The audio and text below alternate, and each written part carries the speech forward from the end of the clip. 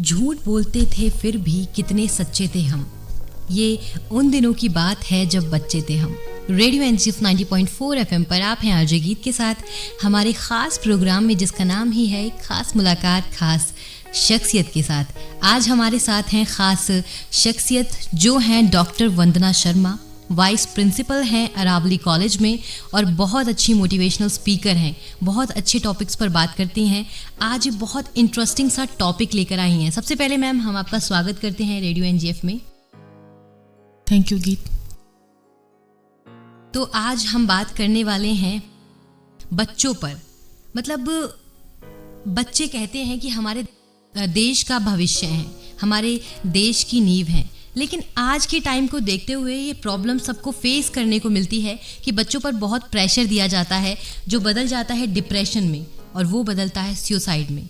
Ma'am क्या reason होते हैं इसके कि ऐसा बच्चे सुसाइड करने पर मजबूर हो जाते हैं?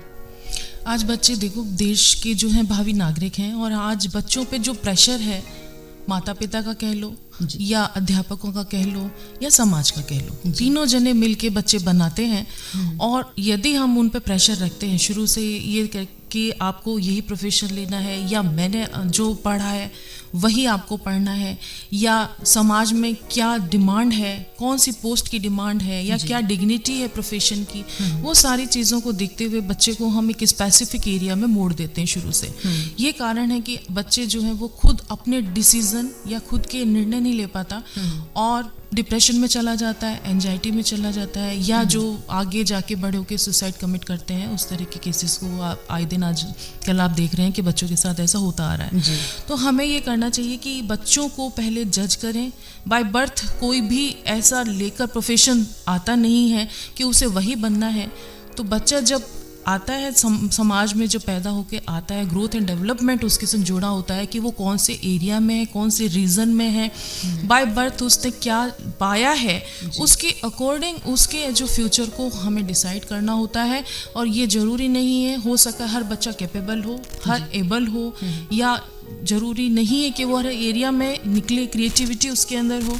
तो वो चीज़ें हमें जज करनी है। उसके बर्थ के बाद हमें उसको एटमॉस्फेयर देना है, या हमें उसे ऐसा एनवायरनमेंट देना है जिससे कि वो उस तरफ निकले जहाँ पर उसकी कैपेबिलिटी या एबिलिटी उसको ले जा सकती है और वो वहाँ पर सक्सेस प्राप्त कर जाए।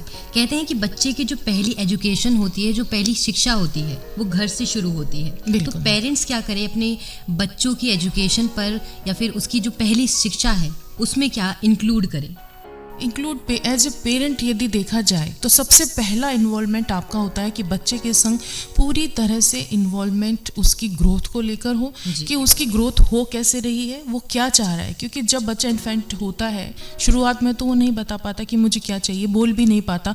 बोलना भी इवन वो पेरेंट्स से सीखता है, कौन सी लैंग्वेज वो लेगा, किस तरह के व्यवहार उससे मिलेंगे, वापस वो रिफ्लेक्सेस देता है। बच्चा, हम ये नहीं कह सकते कि जिस जगह या जिस परिवेश में पैदा हुआ है वो अपने आप ही उसको गेन कर लेगा या ले लेगा। हमें वो एनवायरनमेंट क्रिएट करना पड़ता है, उसको वैसा माहौल देना पड़ता है जैसा हमें बच्चा चाहिए। तो एज ए पेरेंट्स आपका रोल बनता है कि जब आपका बच्चा छोटा होता है उसके अकॉर्डिंग उसको समझें, उसकी भावनाओं को समझें, उसकी एक्टिविटी क्रिएटिविटी पे डेली आपको नज़र रखनी पड़ेगी कि वो क्या कर रहा है, क्या चाहता है, उसे क्या चीज़ अच्छी लगती है, या कौन सा उसका इंटरेस्ट ऑफ एरिया है।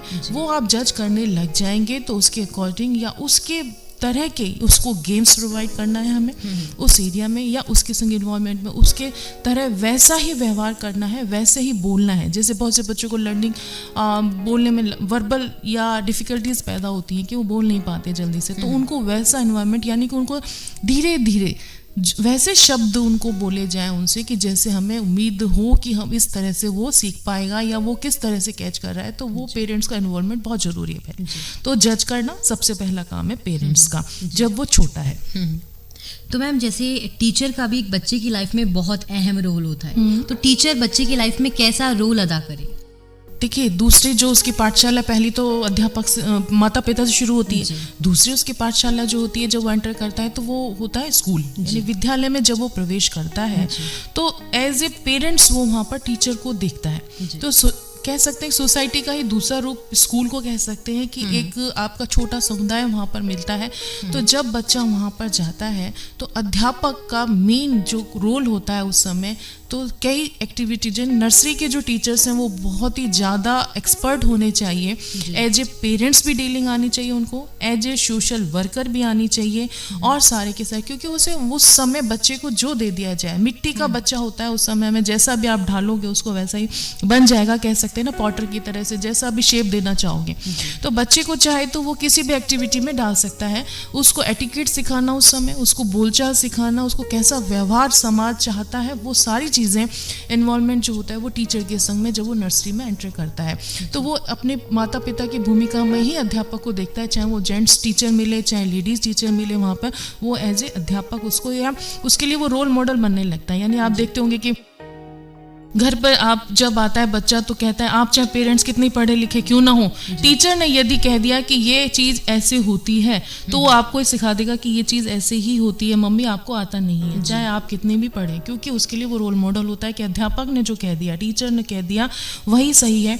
तो जब बच्चे के अंदर ये भावना बैठी हुई है तो आपका पूरा दायित्व बनता है कि एज ए टीचर आप उसको कहीं भी मोल्ड कर सकते हैं, किसी भी दिशा में ले जा सकते हैं। मैं आपको रोकते हुए एक बात तो इसमें इंक्लूड करना चाहूँगी, ऐड ऑन करना चाहूँगी कि कुछ टीचर्स जो उनका मेन फोकस होता है वो होता है एजुकेशन की तरफ, कि हमारा बच्चा एजुकेशन में ही आगे जाए, डॉक्टर बने, टीचर बने। लेकिन कोई टीचर, बहुत कम टीचर होते हैं जो सोचते हैं कि हम अपने बच्चे को क्रिएटिव बनाएं, क्रिएटिविटी की तरफ आगे करें, स्पोर्ट्स में जाए हमारा बच्चा। तो आप क्या कहना चाहेंगे इस बारे में? एज ए टीचर देखा जाए तो मैं ये कहूँगी, पेरेंट्स तो चाहते ही चाहते हैं सबके कि जो बच्चा बनना चाहता है या जो उनको बनाना चाहते हैं वो बनाए उसको, लेकिन अध्यापक का मेन अहम रोल इसमें ये होता है कि बच्चे की सबसे पहले जजमेंट करे कि वो किस एरिया में, किस फील्ड में उसका एक्सपर्टाइजेशन हो रहा है या वो किस एरिया में निकल रहा है। क्योंकि जब बच्चा, क्या हर जगह देखा जाए तो इंडिविजुअल डिफरेंसेस आपने देखे होंगे कि हर जगह व्यक्तिगत विभिन्नताएं हैं, हर बच्चा विभिन्न है, एक दूसरे से विभिन्न है। हम पड़ोस के बच्चे को कर ये नहीं कह सकते कि वो बच्चा ऐसा है तो आपका बच्चा भी ऐसा ही बनेगा या यही बनना चाहिए, या आपके और बच्चे जैसे हैं वैसा दूसरा भी होना चाहिए। पहले बच्चे से तुलना अक्सर दूसरे की करते हैं, दूसरे से पहले की करते हैं, लेकिन ये गलत है। हमें उसके इंडिविजुअल डिफरेंसेस को देखकर उसकी क्रिएटिविटी को चेक करना है, उसके एप्टीट्यूड को चेक करना है, उसके एटीट्यूड को चेक करना है कि किस तरफ उसका रुझान है, किस तरफ वो जाना चाहता है, तो उसको उसी तरह की परिस्थितियाँ या उसी तरह के उसको फील्ड उसको प्रोवाइड करने हैं, उस तरह की उसको एक्टिविटीज में डालना है। यानी स्पोर्ट्स भी अच्छी चीज़ है, जैसे हम सोच के चलें कि ये प्रोफेशनली अच्छी चीज़ नहीं है, लेकिन उसकी ग्रोथ के लिए, उसके डेवलपमेंट के लिए, उसके साइकोलॉजिकल डेवलपमेंट के लिए और ऑल ओवर डेवलपमेंट के लिए ये सारी की सारी चीज़ें उसको चाहिए, जो कि एक एज ए टीचर हम उसको प्रोवाइड कर सकते हैं और उसे सही डायरेक्शन में ले जा सकते हैं। जी मैम, एक जो सबसे बड़ी प्रॉब्लम देखी जाती है बच्चों में कि बच्चों का जो व्यवहार होता है वो एकदम से चेंज हो जाता है। कि अभी थोड़ी देर पहले उनका नेचर, उनका जो व्यवहार था ये ऐसा था और थोड़ी देर बाद वो चेंज हो गए। इसकी क्या रीज़न है? ये होता है बाय बर्थ, ये फैक्टर्स होते हैं कुछ जो कि बच्चे के अंदर कह दो, एक तो इनहेरेंट होते हैं, हेरिडिट्रिकल आते हैं जो कि आपके मदर फादर से बच्चे में आते हैं। तो हम ये नहीं कह सकते कि बच्चा ये क्यों कर रहा है ऐसा।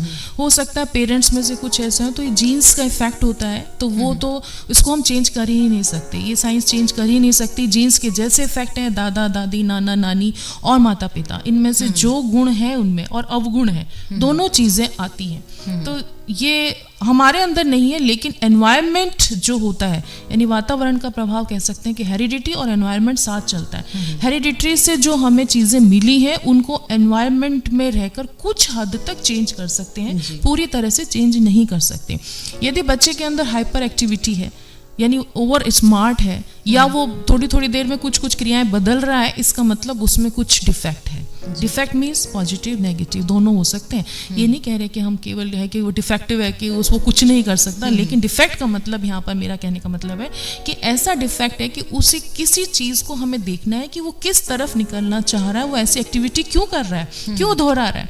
एक बच्चे होते हैं अपनी तरफ डाइवर्ट करते हैं, बार बार ध्यान अपनी तरफ ले जाना चाहते हैं, वो चाहते हैं हमें कोई सुने, हमें कोई समझे, लेकिन एज ए पेरेंट्स पेरेंट्स और एज ए टीचर हम उन्हें सुनना ही नहीं चाहते। हम उन्हें कहते तुम्हें ये करना ही पड़ेगा क्योंकि डिसिप्लिन में आता है और अनुशासन में उनको बाध्य कर दिया जाता है कि तुम्हें ये करना ही पड़ेगा। लेकिन ये गलत है उनके लिए। उन्हें जज किया जाए और उनके अकॉर्डिंग उनको वहाँ पर उसी तरह के एनवायरनमेंट फैसिलिटी प्रोवाइड। इसका मतलब ये नहीं है कि उनको स्वतंत्र छोड़ दो, आप चाहे जैसे पलने दो, नहीं है, लेकिन उनको उन्हीं बाध्यता में बांधते हुए उसी डायरेक्शन में ले जाने की कोशिश हम जो कर सकते हैं वो पेरेंट्स से ज़्यादा बेहतर मैं सोचती हूँ टीचर ज़्यादा कर सकता है, क्योंकि ज़्यादातर टाइम वो बच्चा स्कूल में इन्वॉल्व होता है और अदर डिफरेंट टाइप के बच्चे, इंडिविजुअल डिफरेंसेस लिए हुए जो बच्चे वहाँ पर होते हैं उनके संग उसका इन्वॉल्वमेंट होता है। तो आप उस जगह उनको उसके साथ में पीयर ग्रुप में इन्वॉल्व करके वो चीज़ें करवा सकते हैं। मैम एक बात देखी जाती है अक्सर कि पेरेंट्स अपनी लाइफ में बहुत बिजी रहते हैं, अपने बच्चों को टाइम नहीं दे पाते। क्या इसका भी इफेक्ट पड़ता है बच्चों की लाइफ में? बिल्कुल। आजकल जो पेरेंट्स हैं दोनों ही जैसे वर्कर हो गए हैं। पहले तो जैसे माता जो होती थी हाउसवाइफ्स थी तो बच्चे को पूरा कंसंट्रेट रखती थी कि क्या कर रहा है, हर एक्टिविटी पे नजर रहते थे। लेकिन अब इन्वॉल्वमेंट बच्चों के साथ पेरेंट्स का बहुत कम हो गया है, जो कि हमारी सोसाइटी के लिए घातक होता जा रहा है। क्योंकि जो ये कमिट करते हैं सुसाइड या डिप्रेशन में बच्चे जाते हैं, वही जाते हैं जिनके साथ आप इन्वॉल्व रहते हैं। उनके विचारों को निकालना सबसे बड़ी चीज़ होती है। देखिए जैसे आप कभी कभी जब हम दुखी हो जाते हैं तो हमसे कोई थोड़ी देर आकर भी बात कर लेता है तो हमारा मन वापस से खिल जाता है। ये आप महसूस करते होंगे कि अकेले रहना, एक रूम में बंद रहना और अपनी ही एक्टिविटीज़ में इन्वॉल्व रहना डिप्रेशन में ले जाता है 99%। कि जब आप अपने बारे में ही सोचते रहें और आप में कमियां पेरेंट्स बताते रहें, आपको एक ही तरफ धकेलते रहें, पढ़ लो दिन भर पढ़ लो, क्या नंबर आए तुम्हारे, तुम क्या कर रहे हो, इन्हीं चीज़ों पे जोर रहे, तो मैं सोचती हूँ कि बच्चे को सबसे ज़्यादा गलत जगह हम लेके जा रहे हैं। और हमारा ये जरूरी नहीं कि हम ये कहते हैं वर्किंग पेरेंट्स हैं तो इसका मतलब हमेशा वो बच्चा गलत ही जाएगा, ये नहीं है। वो बच्चे पेरेंट्स इन्वॉल्व होते हैं, टाइम निकाल के उनको इन्वॉल्व होना पड़ेगा। जब वो फ्री टाइम में हो तो बच्चों के संग आपस में ऐसी बातें करें जो उसको परेशान करती है, उस टॉपिक को ना छेड़ा जाए, उससे हटकर बात की जाए। जैसे बच्चे मैथ्स से डरते हैं, मैथ्स की बात ना करें उनके आगे। साइंस से डरते हैं, साइंस से ना करें। एकेडमिक जो उनका अचीवमेंट है उससे डरते हैं कि मेरे मार्क्स ना पूछ लें मम्मी के कितने आए। उन चीज़ों को आप एक बार अवॉइड करके दूसरी तरफ लगाएं उनको, ताकि उनसे वो बातें करें जो उनके इंटरेस्ट में है। म्यूज़िक में है, म्यूज़िक की बातें करिए। सिंगिंग में है, सिंगिंग की बातें करिए। कोई नई चीज़, कोई न्यूज़, कोई करंट अफेयर्स की बात करिए जिसमें वो इन्वॉल्व हो सकता है। और उसका जो मेंटल कह दो कि जो एक सेटिस्फेक्शन मिलती है बच्चे को, अपनी बातें निकालना। बच्चे की बात नहीं हो रही है यहाँ पे, कोई भी एज ग्रुप ले लो आप, सबको अपना अपना इस तरह से होता है कि कुछ ना कुछ निकालना होता है, कुछ अपने विचार देने होते हैं, अपना खुद का भी तो उसका थिंकिंग प्रोसेस चलता है। माइंड हमेशा कुछ ना कुछ सोचता है, चाहे वो गलत सोच रहा है चाहे अच्छा।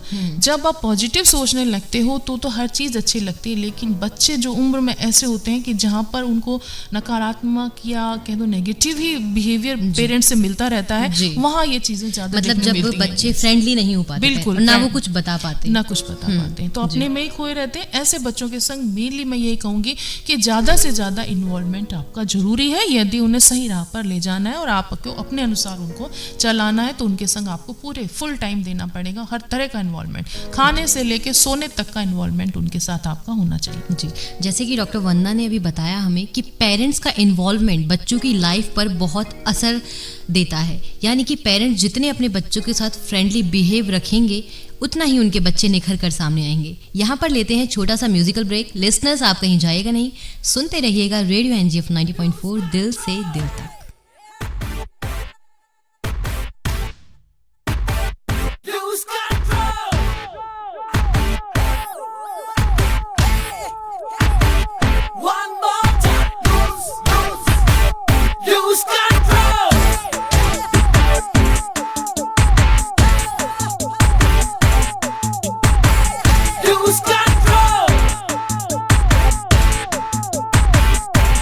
I'm a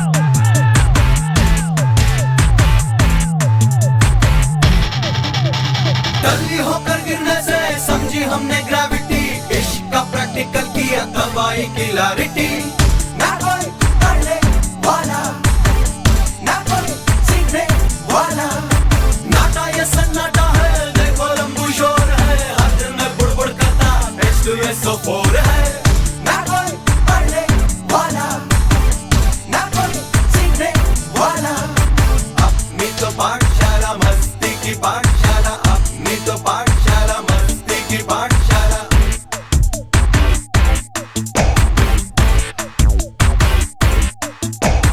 अपनी तो पाठशाला मस्ती की पाठशाला, अपनी तो पाठशाला मस्ती की पाठशाला।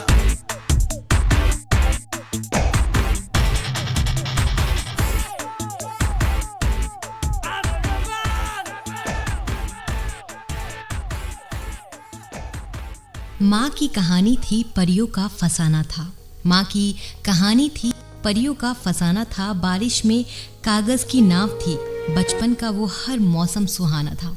रेडियो एनजीएफ 90.4 एफएम पर आपका एक बार फिर से स्वागत है हमारे ख़ास प्रोग्राम जिसका नाम ही है एक ख़ास मुलाकात ख़ास शख्सियत के साथ। बातें चल रही थी बच्चों को लेकर। हमारे साथ हैं डॉक्टर वंदना शर्मा जो कि बता रही हैं कि क्या क्या रीज़न होते हैं कि बच्चे इतना डिप्रेशन के शिकार हो जाते हैं, इतना प्रेशर ले लेते हैं। तो मैम, मैं आपसे यहाँ पूछना चाहूँगी कि स्लो लर्निंग के क्या रीज़न्स हैं?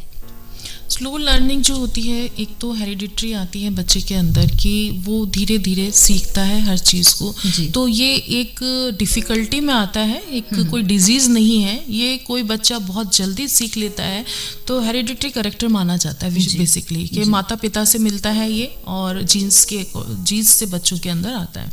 तो स्लो लर्नर जो है वो बहुत बड़ी समस्या नहीं है, सीखता वो है, उसके अंदर इंटेलिजेंस पूरा होता है, यानी ये बुद्धि की कमी में नहीं आते हैं बच्चे।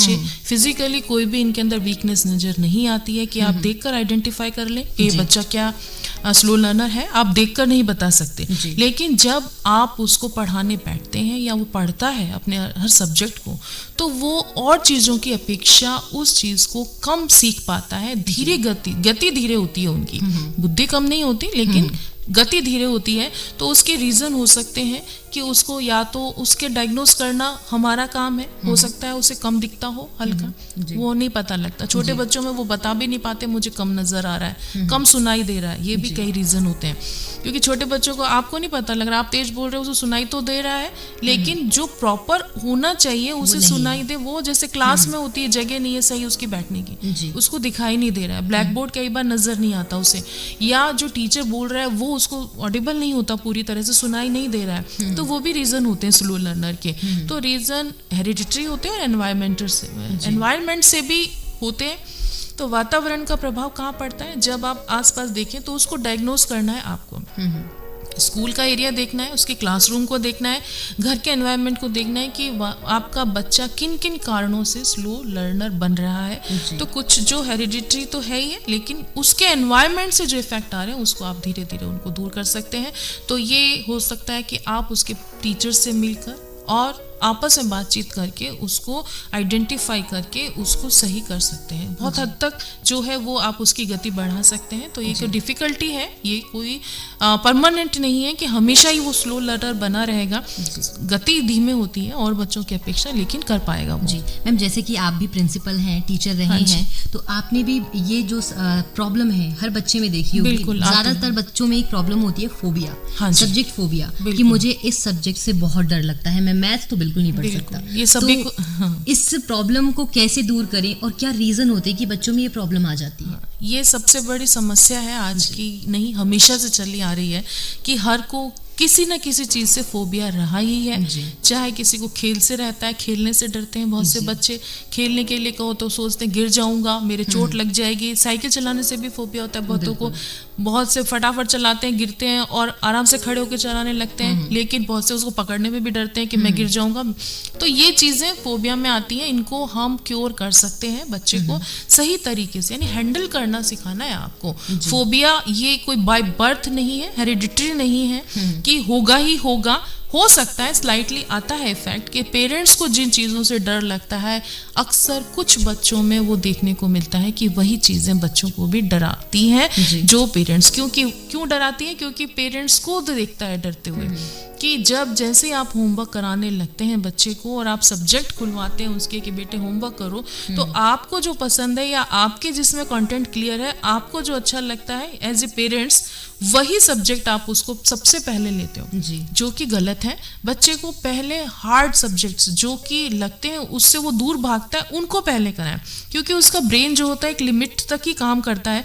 पहले जब आप कठिन सब्जेक्ट्स को लेकर उसको पढ़ाते हैं, उसके बाद इजी सब्जेक्ट्स लेने चाहिए। ये थ्योरी है इसकी। हमेशा जब भी टाइम टेबल स्कूल्स के बनते हैं वैसे थ्योरीज पे बनते हैं कि कठिन सब्जेक्ट सबसे पहले, जैसे मैथ्स हो गया, इंग्लिश हो गया, इन सब्जेक्ट्स के पीरियड पहले लगाए जाते हैं, क्योंकि फ्रेश माइंड जब होता है तब ये हमें जो होगी लर्निंग, इफेक्टिव लर्निंग होगी। और जैसे जैसे टाइम बीतता जाता है बच्चा स्लो होता चला जाता है, तो जो हल्के सब्जेक्ट हैं जैसे लैंग्वेज हो गई, हिंदी हो गई, या जो उसको अच्छे लगे, सबके लिए हिंदी भी इजी नहीं है, किसी किसी को हिंदी से भी बहुत डर लगता है। आजकल उल्टा हिंदी से ही डर लगता है। वही आज इंग्लिश मीडियम के बच्चों में देखो आप हिंदी से बिल्कुल बोलने से भी कतराते हैं, लिखने से भी, और मात्राओं की गलती करते हैं। तो लैंग्वेज सारी चाहिए, सारी चीज़ों को, तो वो आपको देखना है कि बच्चा किस में ठीक है और किस में नहीं, ये तो पेरेंट्स को पता ही होता है और एज ए टीचर टीचर्स को भी पता होता है। तो उन्हीं सब्जेक्ट्स को पहले लिया जाए ताकि उसके फोबिया को, जो जिनसे वो डरता है, यानी पेरेंट्स जिससे डरे थे उन चीज़ों को बच्चों को ना डराएं और उनसे उसको उसके पास लाते जाएं और इजीएस्ट वे में पढ़ाएं। यानी सबसे पहले कॉम्प्लेक्स चीज़ें उसको ना दें। सब्जेक्ट्स जो पढ़ा रहे हो हल्के एग्जाम्पल से, छोटे छोटे जोड़ से, जैसे आपको सम सिखाना छोटे बच्चे को, तो आप उसको प्लस लगा के निशान सिखा रहे हो कि 2 + 2 = 4, नहीं, आपको स्ट्रैटेजीज बदलनी कि बच्चा बहुत छोटा है तो आप उसको कोई आर्टिकल्स, कोई चीज़ें पकड़ा दो, जैसे चॉकलेट्स पकड़ा दी कि 2 आप पकड़ो, फिर मैं 2 और दूं, अब कितनी हो गई। तो खेल खेल में पढ़ना कहते हैं इसे, है ना, कि जब बच्चा खेल खेल में पढ़ेगा तो वो उसके लिए एक गेम बन जाएगा, इंटरेस्ट क्रिएट होगा और वो अगले दिन वही सब्जेक्ट पहले लेना चाहेगा जिसमें आपने एक्टिविटी कराई। कि जितनी एक्टिविटी बेस्ड लर्निंग होती है वो हमेशा जो होती है बहुत इफेक्टिव लर्निंग होती है, चाहे जिस एज में हो वो, मतलब प्रैक्टिकल, यस, प्रैक्टिकल होना चाहिए। केवल थ्योरेटिकल स्टडी जब आप बच्चों को कराओगे बोरियत होगी, वो सबके लिए होती है, लेक्चर सुनना सबके लिए बोरियत होती है। जी मैम, बच्चों को स्टेज फियर बहुत होता है, बातचीत करने से कतराते हैं, स्टेज पे खड़ा कर दिया है एक्सटेम्पोर के लिए, क्विज के लिए या फिर इंटरेक्शन के लिए, तो बहुत रिजर्व सा नेचर आता है कि टीचर सामने से आ रहा है तो हम उससे बात कैसे करें, किसी और से कैसे बात करें। ये क्या रीजन है, ये और कैसे दूर? हाँ, ये रीजन बहुत बड़ा रीजन है, जिसको हम, एक शब्द आपने सुना है, पर्सनैलिटी। पर्सनैलिटी कहते ही आप सबसे पहले चीजें देखते हो बच्चे की, कि पर्सनैलिटी का means outer look is personality, but लेकिन हमें जो पर्सनैलिटी का मतलब होता है वो होता है इनर एंड आउटर, दोनों चीजें मिलकर पर्सनैलिटी बनती है। कि बच्चे के अंदर वैसे साइकोलॉजिकल फॉर्म में देखा जाए तो 3 टाइप्स की होती है। एक तो होती है एक्स्ट्रा, आपके इंट्रोवर्ट होते हैं, एक्सट्रोवर्ट होते हैं और एम्बिवर्ट। तो आपके जो दोनों जिनमें पाई जाती है, एक्स्ट्रा जो मतलब आपके होते हैं इंट्रोवर्ट जो बच्चे होते हैं, और एक्सट्रावर्ट। इंट्रोवर्ट जो होते हैं वो हेजिटेट करते हैं स्टेज पे चढ़ने पे, बोलने पर किसी के सामने, वो इंट्रो ही रहते हैं। इंट्रोवर्ट मीन्स होते हैं स्वयं ही सोचते हैं, अच्छा सोचते हैं, ये नहीं कभी कि इंट्रोवर्ट जो होगा, हाँ थॉट्स अच्छे होंगे उनके, लेकिन एक्सप्रेशन नहीं होता। क्योंकि जो वर्बल एक्सप्रेशन नहीं दे सकता है वो बच्चा हमेशा इंट्रोवर्ट कहलाता है। तो ये नहीं कह रहे कि उनके मन में विचार ही नहीं चल रहे या वो थॉटलेस है, डम्ब है, कुछ भी नहीं कह सकते आप। बच्चा आपका अच्छा है, एक्टिव है, लेकिन अब आपको जजमेंट हो गई है कि वो इंट्रोवर्ट है, चुपचाप बैठा रहता है, अपने बारे में सोचता है। तो आपको क्या करना है, उसकी उसी पर्सनैलिटी को निकालकर उसको एक्सट्रोवर्ट बनाना है। तो वो पेरेंट्स और टीचर दोनों मिलकर करें और सोसाइटी करे कि उसको ऐसी एक्टिविटीज में इन्वॉल्व करिए जहां पर उसे ज्यादा से ज्यादा बोलना पड़े। आप उससे बुलवाइए, जैसे पड़ोस में किसी काम के लिए भेज रहे हो, आप बच्चे को भेजो कि तुम जाकर ये चीज बोलो, कोई आया है आप जवाब दो, आप उसको भेजो कि कह के आओ बाहर जाके। तो वो जब जैसे जैसे आप उसको इन्वॉल्व करोगे तो उसके विचार बाहर आने लगेंगे। वो चीज है कि आपको जज करना है कि बच्चा एक्सट्रोवर्ट है या आपका इंट्रोवर्ट है। तो जो इंट्रोवर्ट बच्चे हैं उनमें ये फोबिया, स्टेज फोबिया या सोसाइटी में बैठकर बातचीत करने का, वो बहुत देखा जाता है। तो उसे निकालना है। और तीनों तरह की पर्सनैलिटी, यानी MB बेस्ट मानी जाती है, दोनों तरह का बच्चा होना चाहिए। यानी कि एक्सट्रो भी होना चाहिए और इंट्रो भी होना चाहिए। जहाँ जरूरत पड़े वहाँ इंट्रो, और जहाँ एक्सट्रो की जरूरत पड़ रही है, जहाँ उसको अपने विचार देने हैं, वो होना चाहिए। जी मैम, बच्चे की लाइफ में एप्रिसिएशन का क्या प्रभाव पड़ता है? एप्रिसिएशन का तो बच्चे से लेके बूढ़े तक को चाहिए। कोई भी इंसान ऐसा नहीं है जिससे मैं सोचती हूँ एप्रिसिएशन नहीं चाहिए। हर जगह जरा सा भी एक शब्द बोल दिया जाए कि तुम, आज मैं कह दूँ आप बहुत सुंदर लग रही हो, तो आपके मन में एक खिलापन आ जाएगा। मैंने कह दिया कितनी गंदी लग रही हो, आप वहीं डिप्रेस हो जाओगे और आप काम भी नहीं कर पाओगे जो आप काम करने आए हो। तो हमेशा बच्चे के साथ है कि बच्चे ने चाहे टेढ़ा मेढ़ा काम किया, आपके जितना परफेक्शन नहीं आएगा उसमें, नेचुरली वो बहुत छोटा है। तो जब आप उसके साथ काम कर रहे हैं तो आपके अंदर सबसे ये जजमेंट लेना ही, आपको खुद को ये डिसाइड करना होता है एज ए पेरेंट्स और एज ए टीचर कि आप उस समय उसको एप्रिसिएशन किस तरह का दे रहे हैं, किस जगह मोटिवेशन उसको चाहिए। और हर जगह मोटिवेशन मतलब नहीं है कि वो गलत भी कर रहा है तो भी आप उसको सही पॉजिटिव दें, लेकिन उसका तरीका बदलना है आपको। यानी गलत काम कर रहा है तो आप उसको ये कह सकते हो आप इससे बेहतर कर सकते हो, ये नहीं कहोगे आप जिंदगी में कुछ कर ही नहीं सकते। मैं आपको यहाँ रोकते हुए ये बोलना चाहूंगी कि बिल्कुल जो आपने बोला, टीचर्स जो बच्चों को डिमोटिवेट करते हैं कि तुझसे नहीं होगा, तू तो कर ही नहीं पाएगा, शायद ये भी बहुत बड़ी बात हो जाती है, बड़ी चीज है बच्चे के लिए। और एक बार बच्चा नहीं, देखो मैं भी इस एज पे हूँ, आज मैं भी यदि मान लो कहीं खड़ी होकर कुछ लेक्चर दे रही हूँ और पास बैठे ने या किसी ने मुझे कह दिया कि तुमने बहुत ही गंदा बोला या तुम कर ही नहीं सकती, आज के बाद चढ़ना ही मत स्टेज पे, तो मेरी इस एज पर भी आके मुझ पे इम्पैक्ट डालेगा। मैं बोलूंगी नहीं, बहुत दिनों तक सोच में डूब जाऊंगी कि ऐसा क्या करूँ या मेरे अंदर ऐसी क्वालिटी कहाँ से लाऊं मैं चीज। तो वो बच्चा जो कि अभी पनप ही रहा है, उसको चाहिए कि उसको प्लेटफॉर्म चाहिए निकालने के लिए अपने सारे के सारे जो अंदर प्रोसेस उसका चल रहा है थिंकिंग का या जो उसके विचार चल रहे हैं उनको निकालने का, जो आप स्टेज नहीं दोगे या ये एक बार कह दिया। यानी टीचर तो अपना ये नहीं देखते कि उसको ऑल ओवर डेवलपमेंट करना है बच्चे का, टीचर्स अपना उसमें देखते हैं कि कुछ बच्चे वो पसंद कर लिए जाते हैं, उनको पसंद करती हैं जो कि बहुत जल्दी सीख लेते हैं, यानी आउटस्टैंडिंग बच्चों पे फोकस करती है टीचर, जो कि गलत है। आज हमारे समाज के अध्यापकों को ऐसा होना चाहिए कि उन्हें ऑल ओवर जो पूरी क्लास की स्ट्रेंथ को देखकर हर बच्चे पे सेम एम्फेसिस करना चाहिए। ये नहीं कि किसी विशेष 5 बच्चे अच्छे उन्हीं को लाइक करा जाता है, उन्हीं को अप्रिशिएट किया जाता है, उन्हीं से काम करवाया जाता है, उन्हीं से हर काम के लिए आगे यही करेगा ये नहीं कर सकता, तो वो नहीं करना चाहिए। उन बच्चों को मौका दें, एक बार गलत करेगा दूसरी बार वो सही करने की कोशिश करेगा। मैम आपसे बात करके बहुत अच्छा लग रहा है, लेकिन यहाँ सोच रहे हैं छोटा सा म्यूजिकल ब्रेक ले लेते हैं। लिसनर्स आप कहीं जाइएगा नहीं, सुनते रहिएगा रेडियो एनजीएफ 90.4 दिल से दिल तक।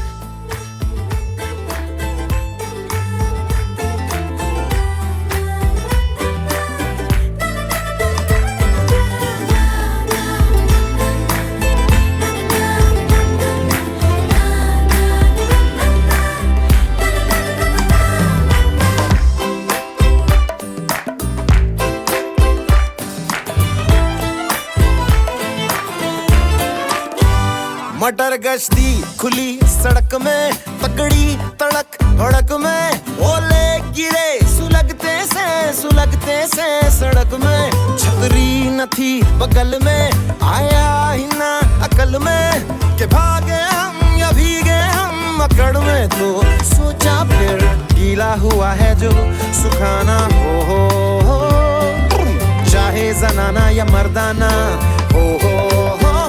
अटेंशन का नया पासा फिर दे गई झांसा, वही मुझे फांसा, तेरी ऐसी की होता है जिंदगी। का नया पासा फिर दे गई झांसा, वही मुझे फांसा, चिरकुट जिंदगी you know।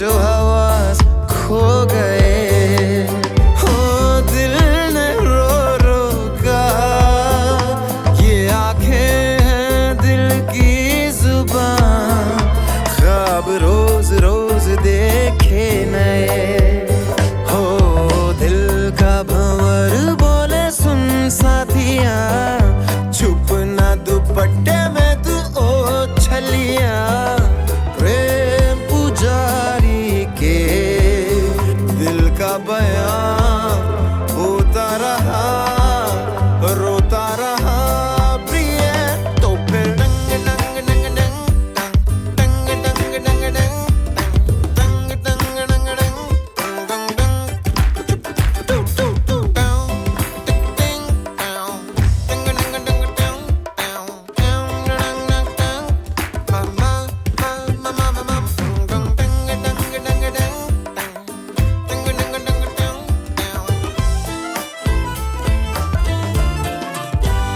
मटर गश्ती खुली सड़क में तगड़ी तड़क भड़क में ओले गिरे सुलगते से सड़क में छतरी न थी बगल में आया ही ना अकल में के भागे हम या भीगे हम अकड़ में तो सोचा फिर गीला हुआ है जो सुखाना हो चाहे जनाना या मर्दाना हो अटेंशन का नया पासा फिर दे गई झांसा ए वही मुझे फांसा तेरी ऐसी की होता है जिंदगी का नया पासा फिर दे गई झांसा ए वही मुझे फांसा चिरकुट जिंदगी you know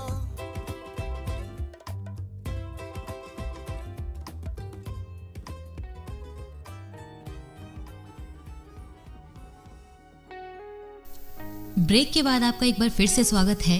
बातें चल रही हैं बच्चों पर जो हमारे देश का आने वाला भविष्य है, लेकिन आजकल बच्चों पर इतना प्रेशर दिया जाता है, डिप्रेशन के शिकार हो जाते हैं और फिर वो डिप्रेशन रूप लेता है सुसाइड का।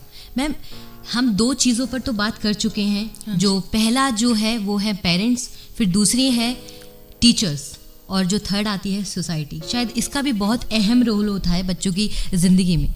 तो बच्चे, जैसे कि कोई फंक्शन है, कोई पार्टी है, बच्चे सोचते हैं, अवॉइड करते हैं उसको कि मुझे नहीं जाना है, मैं तो घर ही रहूँगा। क्या रीज़न होते हैं इसके? शायद पेरेंट्स को भी इस बात पर ध्यान देना चाहिए। बिल्कुल, जैसे मान लीजिए सबसे पहले मैंने कहा पेरेंट्स फर्स्ट है, सेकंड टीचर्स हैं, थर्ड आपकी सोसाइटी। लेकिन सोसाइटी में जब बच्चा निकलने लगता है, सोसाइटी तब काम आती है जब वो पैदल चल के बाहर निकलने लगता है। घर में रहता है तब तक तो इम्पैक्ट पूरा पेरेंट्स का रहता है उसके ऊपर, लेकिन सोसाइटी मेन जो है जरिया, मैं कहती हूँ इन्वॉल्वमेंट का या प्रोग्रेस का, ऑल ओवर डेवलपमेंट का बहुत ही अच्छी जगह है सोसाइटी डेवलपमेंट के लिए, यदि वहाँ पर जो प्रोसेस है वो पॉजिटिव चल रहा है। तो बच्चे अक्सर अवॉइड करते हैं जाना। उन बच्चों को देखना है, हमें पेरेंट्स को एज ए पेरेंट जज करना है कि फंक्शंस में जाने के लिए अक्सर मना कर देते हैं, आप चले जाइए, मैं नहीं जाऊंगा। या मार्केट जा रहे हैं, तुम्हें चलना है कि नहीं, मेरे लायक जगह नहीं है, मैं क्या करूँगा, या मैं क्या करूँगी, आप अपनी चीज़ लाएंगे। तो ये चीज़ नहीं है कि वो एक ही जने के लिए चीज़ आ रही है तो उसको बच्चे को कि नहीं तुम नहीं जाओगे, क्योंकि बच्चे को सोशल डेवलपमेंट बहुत ज़रूरी है। जब वो समाज में जाएगा, कैसे परचेजिंग करते हैं, कैसे चीज़ें खरीदी जाती हैं, कैसे मोल भाव किया जाता है, वो बहुत जरूरी है कि आपको करते हुए देखेगा तभी तो वो सीखेगा। तो इन्वॉल्वमेंट ही नहीं हुआ उसका तो उसका सोशल डेवलपमेंट रुक गया। सोशल डेवलपमेंट के लिए सोसाइटी मस्ट है। तो बच्चे जब अवॉइड करते हैं तो ये इसका मतलब है कि वो किसी न किसी तनाव में है, डिप्रेशन में है, या एंजाइटी से निकल रहे हैं। क्योंकि कुंठा में जब ग्रसित होता है, एंजाइटी बहुत बड़ी चीज है, दिखती नहीं है लेकिन अंदर ही अंदर कीड़े की तरह लगी रहती है। बच्चा घुलता है इसमें, अपनी सोच बदल देता है, इवन वो गलत काम भी कर जाता है ऐसी जगह पे, तो वो एक अकेलापन महसूस करेगा कि मैं अकेला रहूं ज़्यादा से ज़्यादा। जब वो सोसाइटी में नहीं जाना चाहता तो अकेला रहता है तो गलत कामों में लिप्त होने के पूरे चांसेस रहते हैं। जैसे आजकल ज़्यादा है क्योंकि मीडिया बहुत है आपके पास, आपके पास फोन है, आपके पास फेसबुक, यूट्यूब, इधर जाएगा। यदि वो पॉजिटिव एरिया में उन चीजों को यूज कर रहा है, यानी सही तरीके उसके ले रहा है, पढ़ने के लिए काम में ले रहा है, तो वो उसके लिए अच्छे इम्पैक्ट छोड़ेंगे। और गलत डायरेक्शन में एक बार चला गया तो वो एकांत ढूंढेगा और इन सब चीज़ों को देखने के लिए और आपको घर से बाहर ही रखने की कोशिश करेगा। तो ये सोसाइटी अवॉइडेंस कहलाती है। तो सोसाइटी को अवॉइड कर रहा है बच्चा, इट मीन्स कोई ना कोई परेशानी है और आपको वो देखना है और उसके संग इन्वॉल्व होना है ज़्यादा से ज़्यादा, उसे लेकर जाना है साथ में।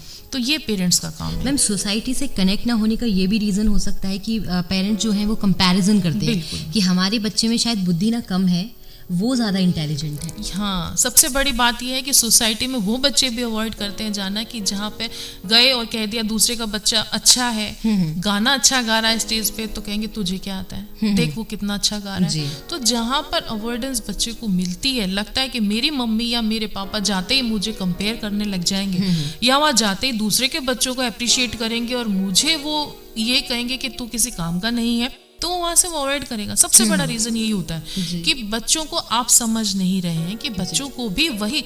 अब ये देखा जाए कि हाँ, सबके बच्चे एक्स्ट्रा ऑर्डिनरी नहीं हो सकते। आप भी तो थे पेरेंट्स, आप एज ए पेरेंट्स या आप भी बच्चे रहे होंगे, तो आपने कौन सा फतेह की थी या आपने क्या कर लिया था तो आपका बच्चा नहीं कर पा रहा। तो आप अपने अंदर भी तो कमियां देखिए कि आप क्या हैं, क्या आप थे ऐसे जो आपका बच्चा नहीं हो पा रहा। और मैं नहीं कह रही कि हम थे या नहीं थे, उससे भी कोई मतलब नहीं है, लेकिन आज सोसाइटी को क्या चाहिए, कैसे बच्चे चाहिए। यदि आप इस तरह से यानी एजुकेटेड होने के साथ भी आप बच्चों के संग इन्वॉल्व नहीं हुए या सोसाइटी में उसे गलत ही चीज़ें बताते रहे, तो वो आपके संग कभी भी जाना नहीं चाहेगा, सोसाइटी में इन्वॉल्व नहीं होगा, आपको अवॉइड करेगा और आपको पेरेंट्स भी न माने। ऐसा भी हो सकता है कि वो कह दे मेरे किस काम के पेरेंट्स, मुझे कहीं गिनते ही नहीं है या मुझे कहीं देखते ही नहीं, हमेशा मुझे दुत्कारते ही रहते हैं, कि तो फिर मैं इनके साथ क्यों बात करूं। तो पेरेंट्स होने का मतलब जो हक हमें ईश्वर ने दिया है ना, उसको हम सही रोल हम अदा नहीं कर पा रहे हैं। यदि हम बच्चे के संग इन्वॉल्व नहीं है तो उनकी परेशानियों को समझा जाए और हर बच्चा एक्स्ट्रा ऑर्डिनरी या हर गुड अचीवर या अच्छा एकेडमिक में निकले, ये हम कभी भी नहीं कह सकते। हर बच्चा क्रिएटिव जरूर होता है, यानी बुद्धि सब में बराबर होती है बाय बर्थ। ये कहा गया है साइकोलॉजी में, गार्डनर ने यही कहा था कि सब बच्चों में बुद्धि बराबर होती है। लेकिन किसी ने इसको क्रिटिसाइज भी किया कि सब में बुद्धि बराबर कैसे होती है। कोई इंटेलिजेंट का अलग चीज़ है, इंटेलिजेंट क्वेश्चन होता है, यानी कि वो किस बुद्धि लब्धि अलग चीज़ है। बुद्धि होती है लेकिन उसमें वो किस जगह वो इन्वॉल्व हो रहा है, किस जगह जा रहा है, वो मेन होता है। बुद्धि सब में बराबर है लेकिन इन्वॉल्वमेंट एरिया किस जगह इन्वॉल्व कर रहा है। बहुत से पढ़ने में लगा देते हैं सारे के सारे फैक्टर, तो वो एकेडमिक में निकल जाते हैं। स्पोर्ट्स में जिन्होंने लगा दिया वो स्पोर्ट्स में फाइट कर जाते हैं। जिन और अदर सीसीए में को करिकुलर एक्टिविटीज में लगा दिया, डांस में, सिंगिंग में, तो वो उधर लग जाते हैं। तो ये म्यूजिशियन वगैरह क्या कहते हैं, ये सब जो अच्छे अच्छे कलाकार हैं, क्या अनपढ़ हैं या एकेडमिक में ये चलो अचीव नहीं कर पाए, तो कहीं तो अचीवमेंट हुआ है। तो हमारी सोसाइटी क्या मानती है आजकल कि केवल प्रोफेशनल जो डिग्रियां जिनसे कि नाम होता है, इंजीनियर हो गए, डॉक्टर्स हो गए, वही एक काबिल लोग हैं, बाकी के सारे काबिल नहीं है। ये हमारी सोसाइटी मानती है ऐसा, जबकि ऐसा नहीं है।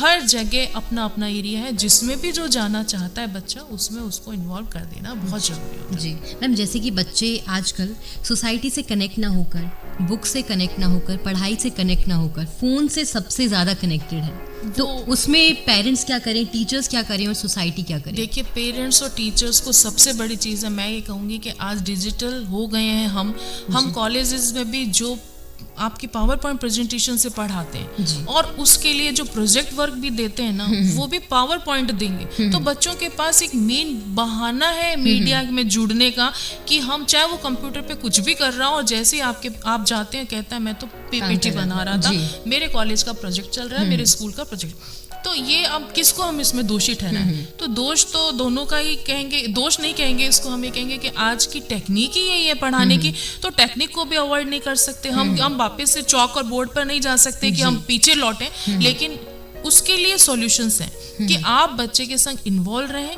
आप पेरेंट्स है जी, आपके पास टाइम है तो जब जब वो कंप्यूटर पे या मोबाइल पे काम कर रहा है तो आप वॉच करें उसको, यानी चलते फिरते 2-3 राउंड कमरे में लगाने होंगे आपको, और उसका काम भी देखना होगा कि दिखाओ क्या किया है तुमने, और दूसरे टाइम उसका नेट ऑफ करके रखना पड़ेगा यदि आपको इसे दूर रखना है। तो बच्चों का इन्वॉल्वमेंट, पेरेंट्स को तो देखो इन्वॉल्व होना ही पड़ेगा, टीचर को भी इन्वॉल्व करना, मीडिया की गलती हम नहीं बता सकते क्योंकि ये तो आजकल की डिमांड है और चाहिए, और आप उसको फैसिलिटी तभी दो फोन की जब उसकी एज आ जाए या बहुत जरूरी हो, ऐसे फोन प्रोवाइड करो जो केवल कॉल के लिए जरूरत हो। इतना उसमें फैसिलिटी वाले दो ही मत कि वो और अदर उधर मीडिया पे जाए, और ऐसी जगह अकाउंट ही मत बनाने दो। तो इसमें स्ट्रिक्टनेस की बहुत जरूरत है, यानी पेरेंट्स और टीचर दोनों को स्ट्रिक्ट रहना पड़ेगा। मीडिया को हम बंद नहीं कर सकते, ये नहीं कह सकते कि काम ही छोड़ दो या पावर पॉइंट छोड़ दो, वो नहीं है, लेकिन नज़र जरूरी है।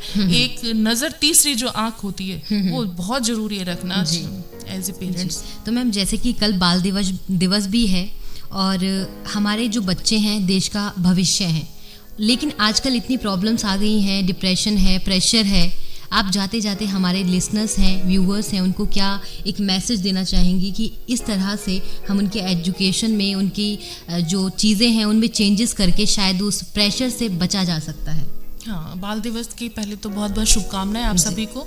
और बाल दिवस मैं कहती हूँ एक ही दिन क्यों मनाएं, हम डेली क्यों नहीं मनाएं बच्चों का स्कूल्स में, क्योंकि नाम से ये होता है कि चलो याद कर लिया जाता है उस दिन को, पर डेली होना चाहिए। आप बच्चों के ऊपर यानी चाइल्ड सेंटर्ड होने चाहिए, parents as a teacher, as a society, child focus होना चाहिए आपका हर जगह, चाहे कोई सा एरिया हो। अब इसमें चाइल्ड फोकस कहते ही बहुत से पेरेंट्स कहने लगते हैं कि हम पढ़ने पे बहुत ध्यान देते हैं, हम पढ़ाई पे, सीधा उनका फोकस जाता है पढ़ाई। एक वर्ड पढ़ाई ऐसी चीज हो गई है हमारे समाज में कि उसके बिना, उसके अलावा शायद उनको कुछ नजर नहीं आता। कहते चाइल्ड फोकस कहते ही वो पढ़ाई के ऊपर ध्यान देते हैं, पढ़ाई नहीं, all over activity of child must होनी चाहिए आपकी, सारी उसकी एक्टिविटी। सुबह उठता है और रात तक सोता है, उस तक आपको जज करना है कि वो क्या कर रहा है, कितना पढ़ रहा है, उसका टाइम डिस्ट्रीब्यूशन होना चाहिए, यानी हर टाइम बंधा होना चाहिए, किसी चीज से उसको अवॉइड नहीं करना कि आज कल एग्जाम है, तुझे ये नहीं करना, तुझे ये नहीं खाना, तुझे वो नहीं पीना, मतलब बैलेंस बना के बिल्कुल सारा बैलेंस्ड। और वही कर पाएंगे यदि आप एजुकेटेड हैं, आप समझ रहे हैं बच्चे को, आप उसकी साइकोलॉजी समझ रहे हैं, उसका मनोविज्ञान आपने पढ़ लिया, तो आप अपने बच्चे को सही डेवलप कर सकते हैं। यानी टाइम बांधे हर चीजों का, कभी भी ये नहीं कहा गया है कि केवल पढ़ाई पढ़ाई पढ़ाई, उसके हर चीज की काम, यानी उसको म्यूजिक में भी आप, रेडियो भी वो सुनेगा जी, आप वो डांस भी वो करेगा, लेकिन सब चीजें बैलेंस्ड हो, टाइम हो, डिनर भी करेगा, लंच भी करेगा, आप इन्वॉल्व रहें और सारी एक्टिविटी को वॉच करें, और उसके जहाँ पर डिफिकल्टीज आ रही हैं, लर्निंग में आ रही हैं, या बाहर जाने में आ रही हैं, या बोलने में आ रही हैं, या इन्वॉल्वमेंट में आ रही हैं सोसाइटी के साथ, उनका जजमेंट करके उसको आपको क्योर करना है, और सब चीज़ों का समाधान मौजूद है यहाँ पर। ऐसी कोई भी समस्या नहीं है बच्चों की जिसका समाधान नहीं है, धीमी गति से होगा लेकिन होगा जरूर। जी ma'am, thank you so much doctor Sharma, आपने हमें इतनी सारी बातें बताई कि पेरेंट्स भी इन्वॉल्व हो अपने बच्चों के साथ ताकि उनका जो भविष्य है वो और भी बेहतर बन सके। Thank you so much ma'am यहाँ पर आने के लिए। धन्यवाद। सारी उम्र हम मर मर के जी लिए, एक पल तो अब हमें जीने दो, जीने दो।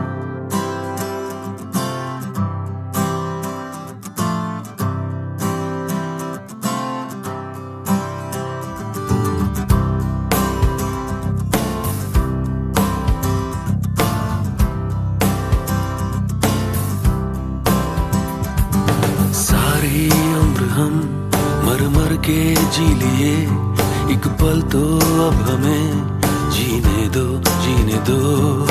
सारी उम्र हम मर मर के जी लिए, एक पल तो अब हमें जीने दो, जीने दो।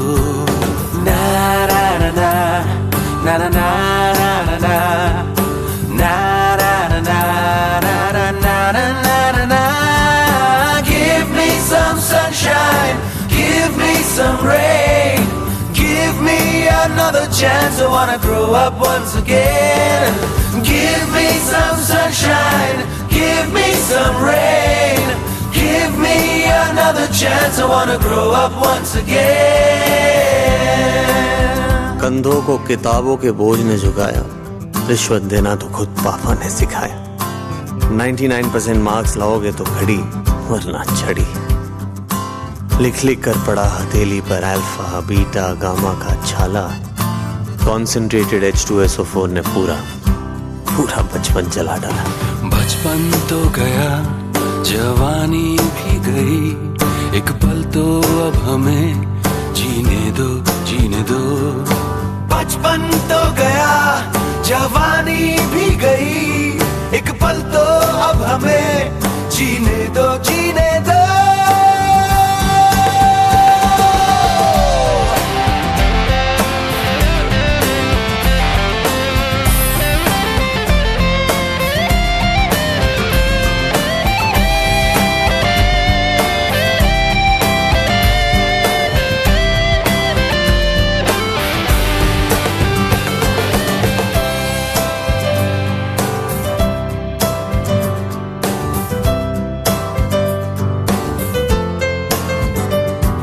सारी उम्र हम मर मर के जी लिए, एक पल तो अब हमें जीने दो, जीने दो।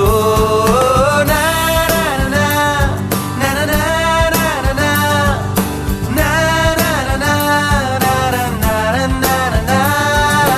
Give me some sunshine, give me some rain, give me another chance. I wanna grow up once again. Give me some sunshine, give me some rain, give me another chance. I wanna grow up once again.